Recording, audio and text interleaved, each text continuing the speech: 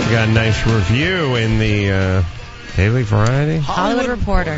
Hollywood Reporting. All right. Yeah, we got a good one in the Variety. Some months back. I can't remember when it was. I'll pull it off the newsstand and put it in my memory glass. All right. This Week in Rage. 5 topics all loaded up from last week. Didn't get to it on Friday. Well, technically becomes the last Week in Rage. Oh, Mike writes down the 8 or 12 things that piss me off during the course of the week. I go ahead and circle 5 of them. You guys vote on them, and we go from number 5 to number 1, starting now. This Week in Rage. I'm angry. What a dick. I pay taxes, bitch. What? Number 5. The only thing worse than a crappy song is one that gets played and played and played and then remade. And when I saw little Manuel Noriega sing that baby, little Pineapple Head sing that song on American Idol last week, I about brought up my Hungry Man Salisbury steak dinner into my dog's lap. And then timeless, isn't it? Jeez, what decade is this from?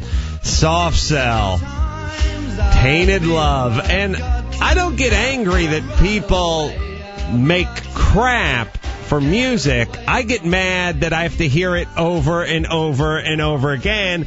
And then they take the dumbest people you and I know. They take essentially people that are unemployable. They take people, they test people. But think about people they test. What if somebody said to you, Teresa, or anybody listening on your way to work, Carollas, turn your radios off for 1 second. I'm not going to count my family. But what if someone said to you, hey, next Tuesday at about, 1 p.m., how about you show up to a room? We'll give you $10 and you can listen to 1,000 songs and vote on it. Would that be the cream of the crop? Would that be the best and the brightest? Oh, yeah. Hey, I got some depositions to do over at my law firm, but you know what? I'm going to have to put that on hold. I got to go test music.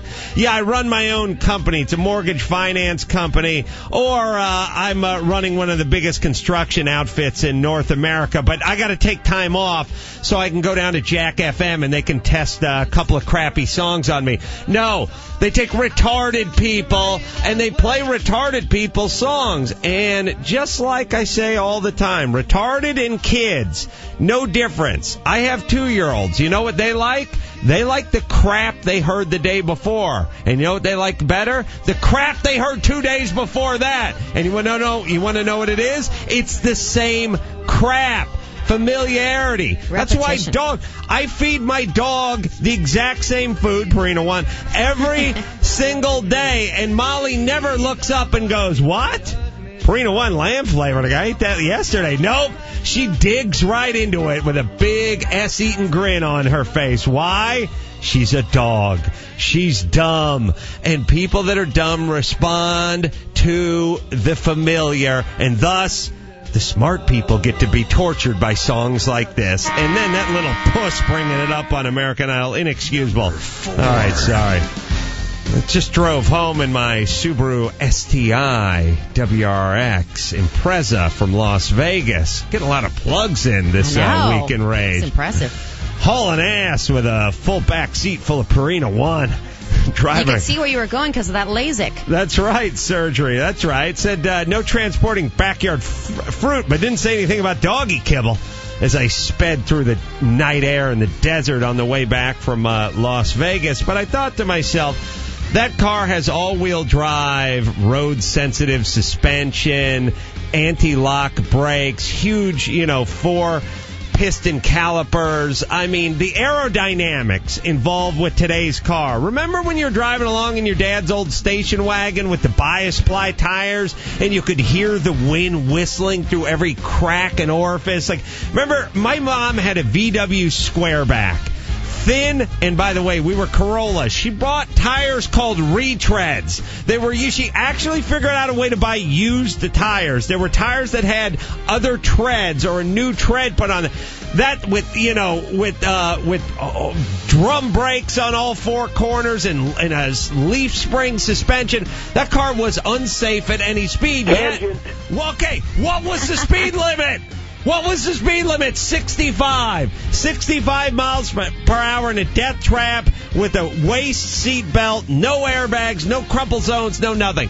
When you get in a modern day car, when you get in a real car with real tires and real suspension and real engine, and you go to Vegas and you're obeying the speed limit, it feels like you're crawling.